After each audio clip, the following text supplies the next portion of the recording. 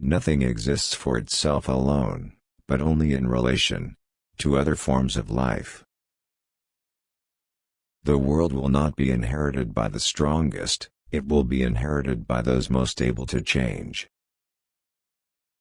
The most important factor in survival is neither intelligence nor strength but adaptability.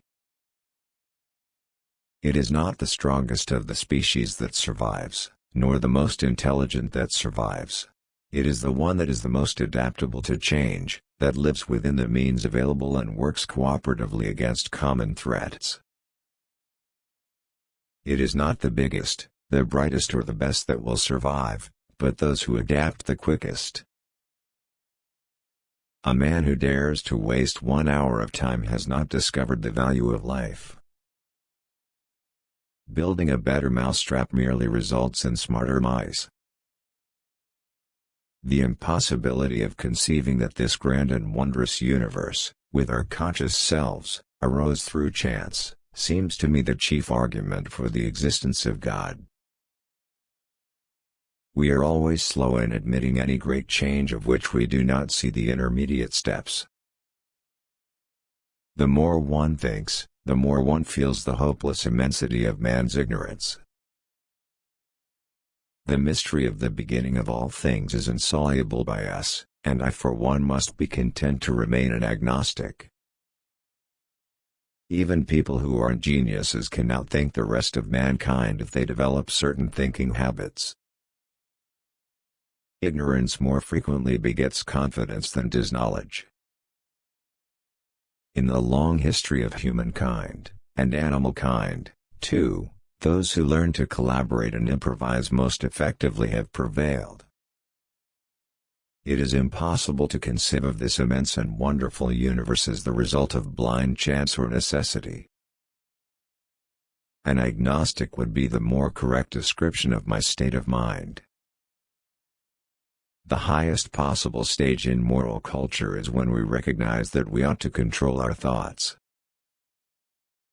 Intelligence is based on how efficient a species became at doing the things they need to survive.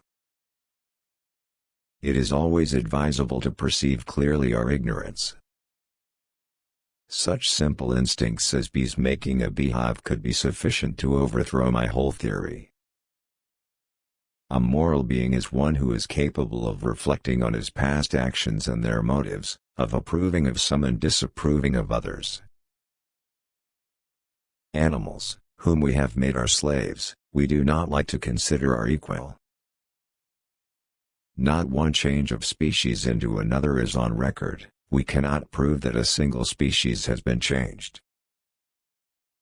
There is no fundamental difference between man and animals in their ability to feel pleasure and pain, happiness, and misery.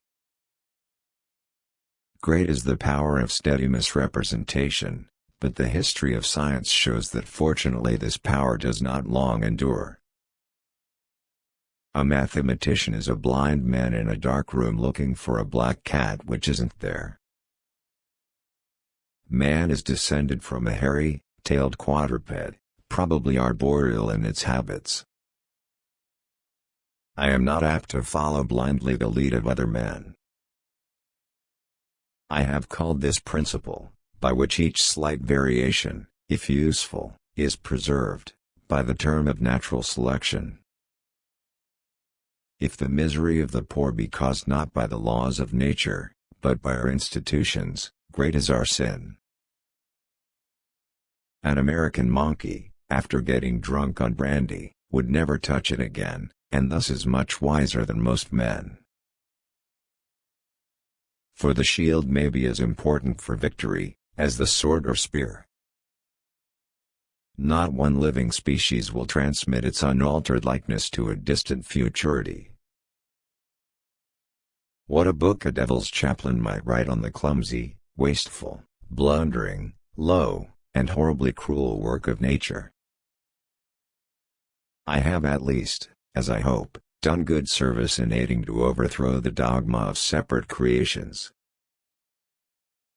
Sympathy for the lowest animals is one of the noblest virtues with which man is endowed.